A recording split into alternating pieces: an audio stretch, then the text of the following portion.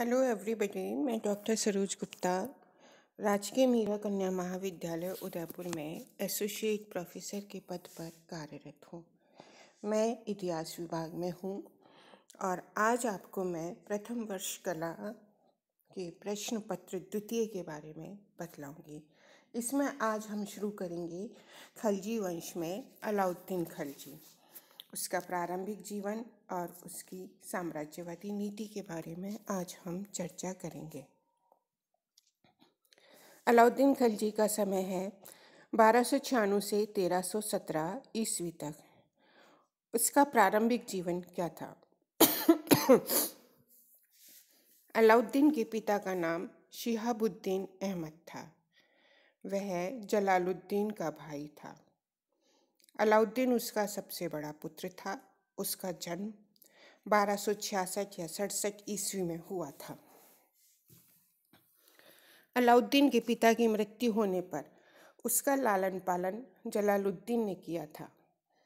सुल्तान बनने के बाद जलालुद्दीन ने उसे एक उच्च पद पर नियुक्त किया। सुल्तान ने अपनी कन्या का विवाह भी उससे कर दिया था।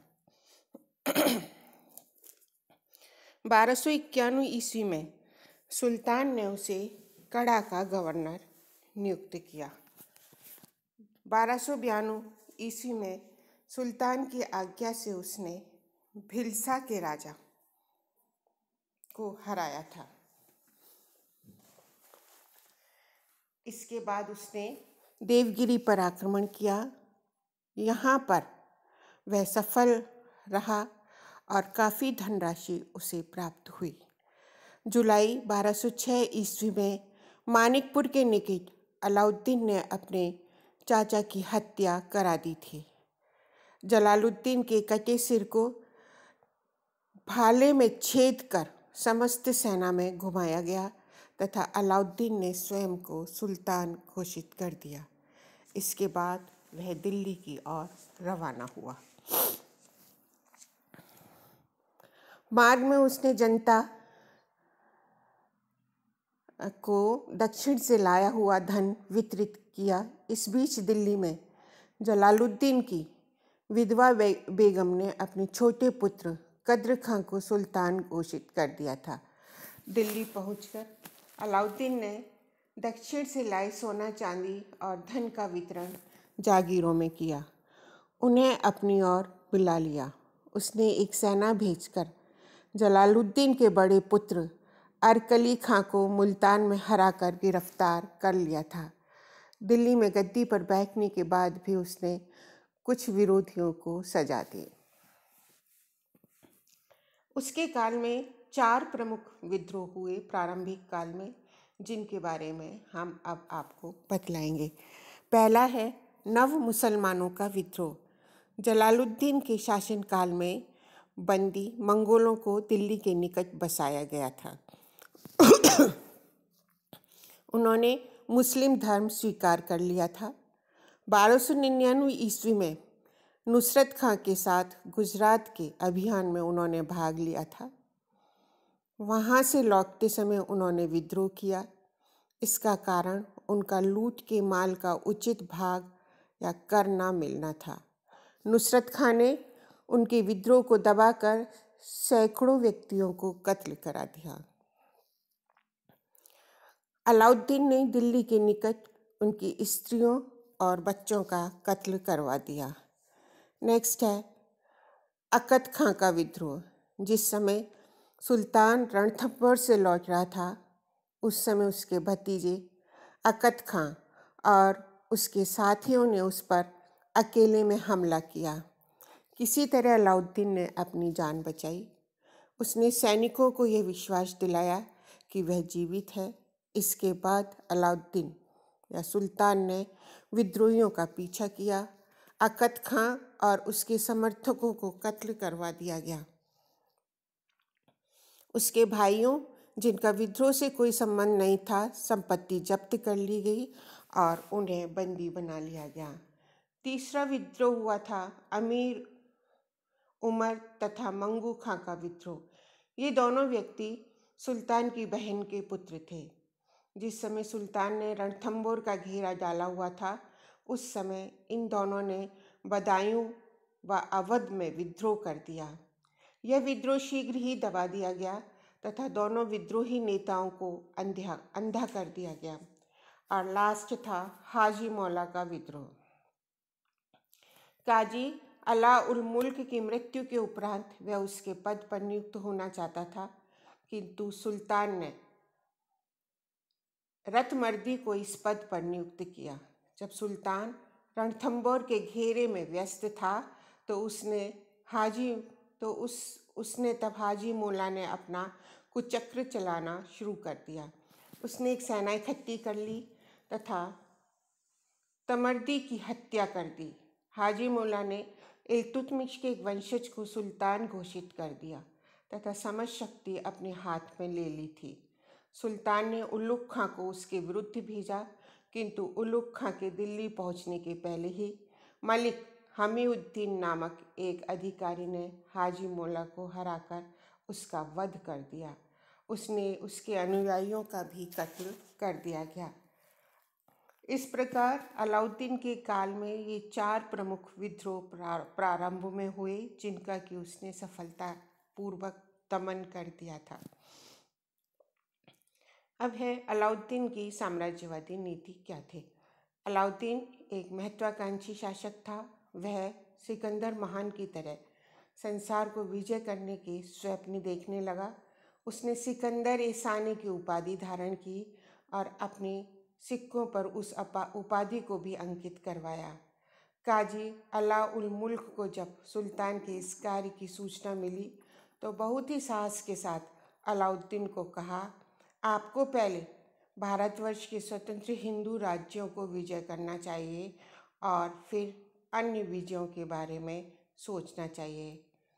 क्योंकि अलाउद्दीन खिलजी इस वृद्ध काजी का सम्मान करता था, अतः उसने उनके इस प्रस्ताव को स्वीकार कर लिया और भारत विजय का कार्य प्रारंभ कर दिया। अलाउद्दीन खिलजी भारत का प्रथम शासक था जिसने उत्तरी भारत पर ही नहीं बल्कि दक्षिण भारत पर भी विजय प्राप्त की। अलाउद्दीन की उत्तरी भारत की कुछ विजय हैं, जैसे गुजरात की विजय 1299 ईस्वी में हुई। गुजरात में उस समय अनेक व्यापारिक केंद्र थे।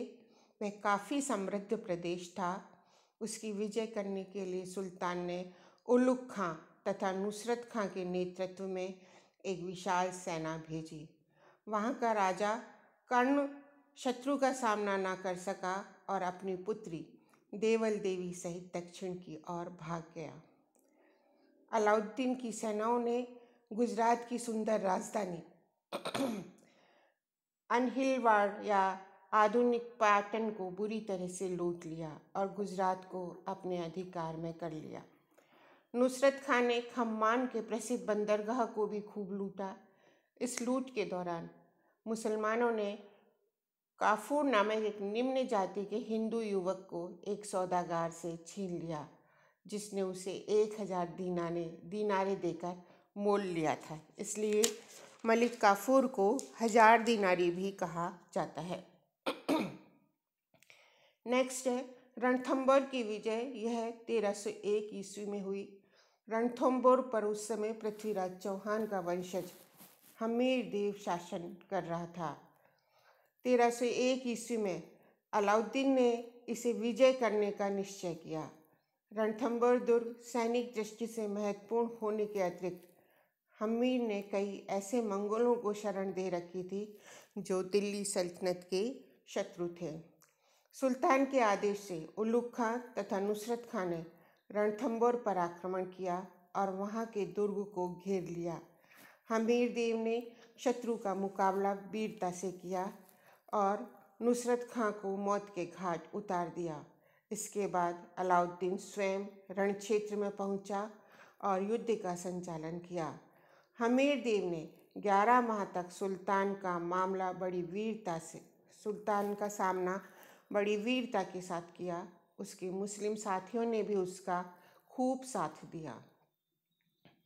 अंत में हमीर देव के 2 मंत्रियों रणमल और रतनपाल ने उसके साथ विश्वासघात किया और सुल्तान का रणथंभौर पर अधिकार हो गया। हमीरदेव वीर गति को प्राप्त हुआ और उसकी स्त्रियों ने जौहर कर लिया। नेक्स्ट है मेवाड़ विजय 1303 ईस्वी में। रणथंभौर की विजय से प्रोत्साहित होकर सुल्तान ने मेवाड़ विजय का संकल्प किया है। इसके पीछे भी सुल्तान के दो उद्देश्य थे। प्रथम, मेवाड़ की राजधानी चित्तौड़ का सामरिक एवं व्यापारिक महत्व। दूसरा, कुछ विद्वानों का मत है अलाउद्दीन मेवाड़ के राणा रतन सिंह की सुंदर पत्नी पद्मनी को प्राप्त करना चाहता था। 1303 ईस्वी में अलाउद्दीन ने चित्तौड़गढ़ का घेरा डाल दिया। रतन सिंह ने वीरतापूर्वक सामना किया। जब जीत की आशा नहीं रही तब पद्मनी और हजारों महिलाओं ने जौहर कर लिया। रतन सिंह और उसकी सेना के हजारों राजपूत सैनिक मारे गए। 8 माह के घेरे के पश्चात दुर्ग पर अलाउद्दीन ने कत्ले आम का आदेश दिया। उसमें 30,000 से अधिक लोग मारे गए। अपने पुत्र खिज्र खां को उसने चित्तौड़ सौंप दिया और उसका नाम खिज्राबाद रखा। नेक्स्ट है मालवा और मध्य भारत की विजय 1306 ईस्वी में। 1306 ईस्वी में सुल्तान ने मुल्तान के सूबेदार आइन उल मुल्क को मालवा विजय करने के लिए भेजा। वह 10,000 सेना सहित वहां पहुंचा। उसने मालवा के राजा महालक देव को पराजित किया और उसकी हत्या कर दी। इस विजय के परिणाम स्वरूप मालवा के प्रसिद्ध दुर्ग धार, उज्जैन, चंदेरी, मांडू आदि मुसलमानों के अधिकार में आ गए थे। नेक्स्ट है सिवानक पर अधिकार 1308 ईस्वी में। मारवाड़ के प्रसिद्ध दुर्ग पर 1308 ईस्वी में अलाउद्दीन की सेनाओं ने घेरा डाला। यहाँ का दुर्ग रक्षक शीतल देव हजारों राजपूतों के साथ वीरतापूर्वक लड़ते हुए मारा गया। राजपूत महिलाओं ने जौहर की परंपरा का निर्वाह किया। नेक्स्ट है जालौर पर अधिकार 1304 और 1311 ईस्वी में।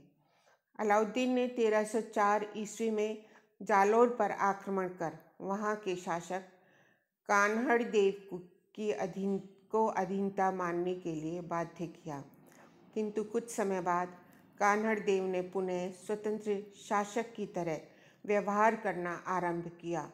तब 1311 ईस्वी में सुल्तान ने पुनः जालौर पर आक्रमण कर दिया। इस समय कान्हड़ देव, वीरम देव और हजारों राजपूत लड़ते हुए मारे गए। जालौर विजय के साथ ही अलाउद्दीन की उत्तरी भारत की विजय पूर्ण हो गई और सारा उत्तरी भारत अलाउद्दीन के राज्य में सम्मिलित हो गया। Thank you very much.